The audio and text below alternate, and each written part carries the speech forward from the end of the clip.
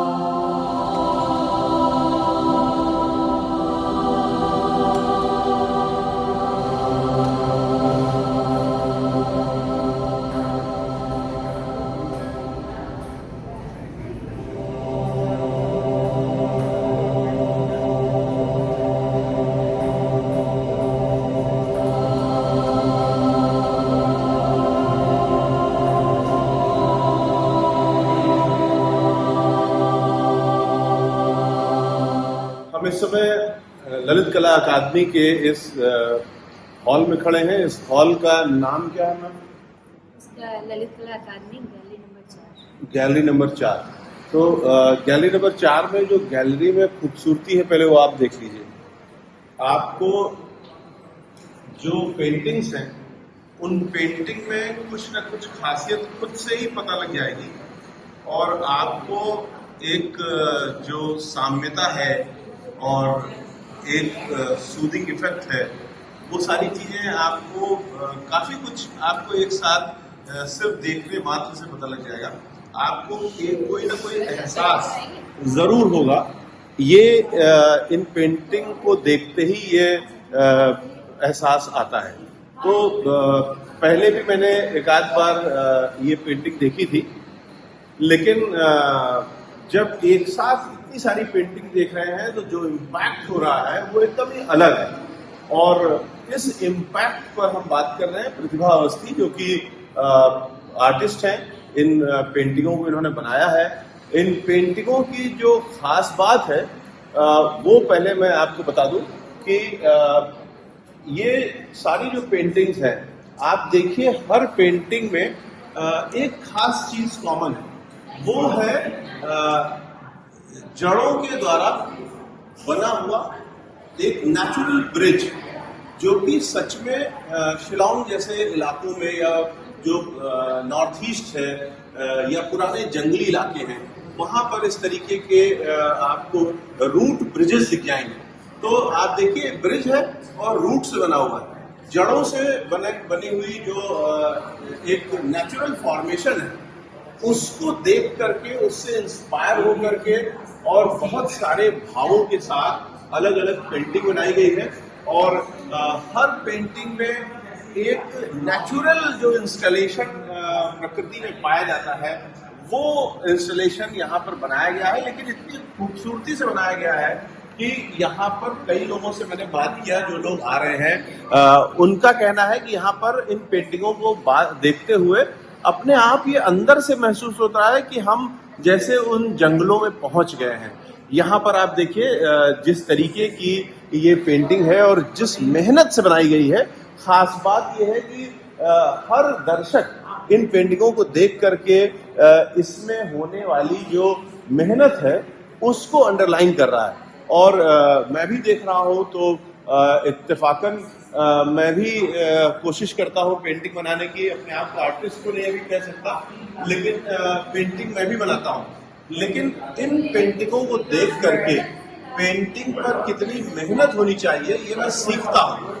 जब भी प्रतिभा अवस्थी की पेंटिंग में देखता हूँ तो सबसे पहली बात जो आती है मेरे मन में वो ये आती है कि कितना ज्यादा कलाकार मेहनत करता है और उसमें धैर्य कितना ज्यादा होता है कि एक एक पेंटिंग को बनाने के लिए घंटों लगातार लोगों को बैठना पड़ता होगा। और ये जो पूरी पेंटिंग्स हैं, इस पर अब हम प्रतिभा अवस्थी जी से बात करेंगे कि मैडम किस तरीके से आप कंसेप्चुलाइज करती हैं। मैंने तो अपनी बात कह दी जितना मैं जानता था, लेकिन इन पेंटिंगों के पीछे आइडिया क्या है?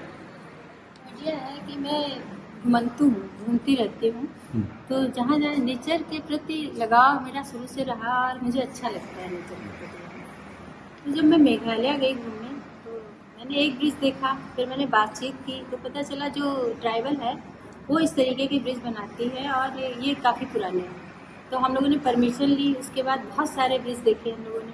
फिर एक के मन में आया क्यों ना जो लोग नहीं यहाँ तक पहुँच पाते हैं उन तक पहुँचाई जाए ये चीज़। और इस एक के अपने आप में स्कल्पचर है। दूसरी चीज़ क्या है, इसमें बहुत सारे पक्षी जो होते हैं अपना घर बनाते हैं, तो वो मुझे बहुत अट्रैक्टिव लगा और मुझे लगा इस कॉन्सेप्ट को लोगों के बीच लाना चाहिए। ये किस सन की बात है? ये मैंने 18 में गई थी। उससे पहले आप पेंटिंग करती थी? मैं 27 साल हो गए पेंटिंग करते हुए, और जहाँ मैं रही और वहाँ जैसे मैंने चिनार पत्ता पे काम किया है, मैंने बटरफ्लाई पे काम किया है, मैंने हिमाचल जो है सीरीज़ बनाई, हिमालयन सीरीज़ बनाई है, उसके बाद की मेरी ये सीरीज़। तो अब ये सीरीज कंप्लीट हो गई, कुछ और बनाएंगी या यही सीरीज चलती रहेगी? नहीं रहेगा तो नेचर ही। हाँ। लेकिन अब एक की जब सीरीज़ ख़त्म होती है तो अगली सीरीज़ की तैयारी हो जाती है उसी के साथ। तो ये तय होता है कि ये सीरीज खत्म हो गई या सीरीज कभी फिर से शुरू भी हो सकती है? नहीं, ये सीरीज़ तो नहीं शुरू हो सकती है, लेकिन इससे रिलेटेड जैसे अब मैं ट्राइबल जो आते हैं, लोग बाहर से आते हैं और यहाँ पे कैसे वो जीवन यापन करते हैं, कितना संघर्ष करते हैं, उस पर मैं काम करूँगी।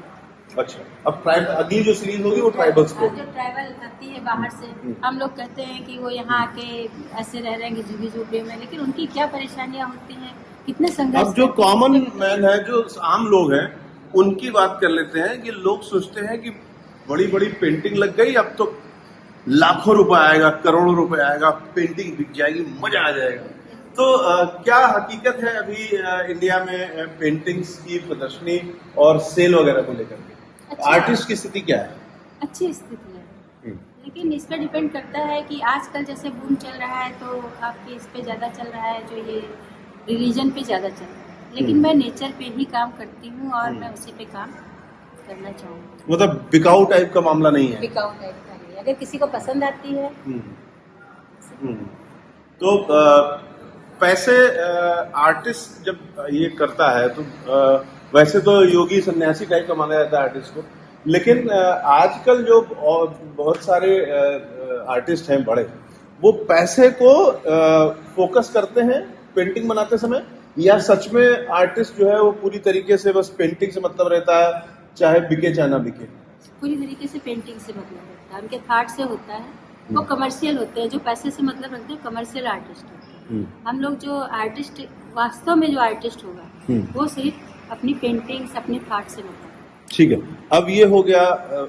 अब जो पेंटिंग से जुड़ा हुआ एक कोर बात है कि पेंटिंग क्यों आप अपनी अभिव्यक्ति जो है वो पेंटिंग के माध्यम से ही करना चाहती हैं। आप लिख सकती हैं, आप कुछ और कर सकती हैं, फिल्म बना सकती हैं, इतना कठिन काम क्यों आदमी चुनता है, कोई आर्टिस्ट चुनता है? एक पेंटर के नाते आपको क्या लगता है, आप अपने आप को एक्सप्रेस करने का मीडियम पेंटिंग को ही क्यों चुनते हैं?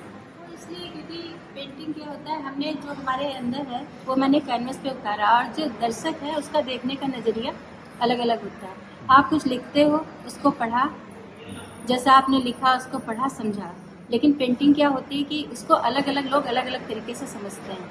कोई एक पेंटिंग में मुझे कुछ अलग दिखेगा, मैंने कुछ और बनाया, आपको अलग दिखेगा, किसी दर्शक को कुछ अलग दिखेगा, तो वो ज़्यादा अच्छा माध्यम मेरे ख्याल से है अपने को व्यक्त करना।